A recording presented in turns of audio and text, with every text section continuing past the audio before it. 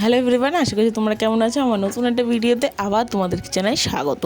প্রথমত হচ্ছে এই বাড়ির পুজোর ভিডিওগুলো অনেক কটা করে রেখেছিলাম, কিন্তু আপনাদের সাথে কিছুটাই শেয়ার করতে পারছি না। ওই আগের কিছু পর্ব শেয়ার করেছিলাম, তারপরে পর্ব তো শেয়ার করেই উঠতে পারিনি, কারণ ওই এডিট করেই উঠতে পারি না। আমি কেন জানি না, সত্যি কথা বলতে গেলে এডিট করতে গেলে সত্যিই সময় লাগে ঠিকই, কিন্তু অনেক সময় আবার ধৈর্যও লাগে।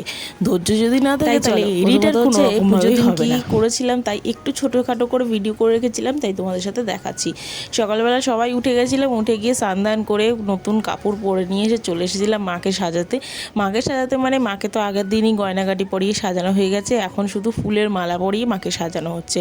এইগুলো সব ঠাকুরমশাই আগে আসার আগে আমরা করে রাখি। এগুলো যেহেতু অনেক বড় বড় মালা থাকে, যেহেতু ঘট বসার পর থেকে অনেকটা জায়গা থাকে না, তাই বলে। এমনিও তো তোমরা জানো আমাদের মন্দিরের জায়গা অনেকটাই শর্ট, অনেকটাই ছোট। তাও এখন নতুন করে মন্দিরটা রেডি করা হয়েছে বলে একটু জায়গা বেড়েছে। তারপর দেখো মাকে কি সুন্দর লাগছে জানেন তো। মা এরকম জবা রজনীগন্ধা পদ্মের মালা প্রতি বছর পরে, কিন্তু এই নীলকণ্ঠের মালা এবছর প্রথম পড়েছিল। কোনোদিন দেওয়া হয় না, এবছর নিয়ে আসা হয়েছিল, তা মা পড়েছিল। বেলপাতার মালাও মাকে দেওয়া হয়, মাকে 108টা পদ্মের মালা দেওয়া হয়। তারপর জবার মালা যে যেরকম দিতে পারে। তারপর মাকে এত সুন্দর করে সাজানোর পর ছোট্ট করে একটি ভিডিও করেছিলাম, যাতে আপনারাও দেখতে পারেন। মাকে কিন্তু দেখতে সত্যি ভারী মিষ্টি লাগছিল, কারণ এরকম লাল সাদা তারপর নীলের মধ্যে একটি ফুটে উঠছিল রঙটা। তারপর যাই হোক, তারপর ওদিকে রান্নাবান্না হচ্ছিল, কিন্তু রান্নাবান্না হওয়ার আগে রান্নার গোছগাছ হচ্ছিল, কিন্তু রান্না হবে হচ্ছে মায়ের আমাদের মায়ের প্রাণ প্রতিষ্ঠা হওয়ার পর।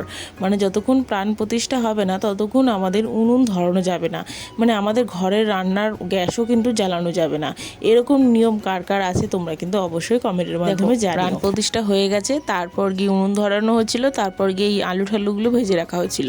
এখন খিচুড়ি বসানো হবে, তাই জন্য সেই জন্য প্রস্তুতি চলছে। ওদিকে পায়েস বসানো হয়ে গেছে। যাই হোক, রাত্রিবেলা হোপ বলে এসেছিলো, সেই ছোট্ট একটু মুহূর্ত আপনাদের সামনে ধরে রাখলাম। কেমন লাগলো জানিও।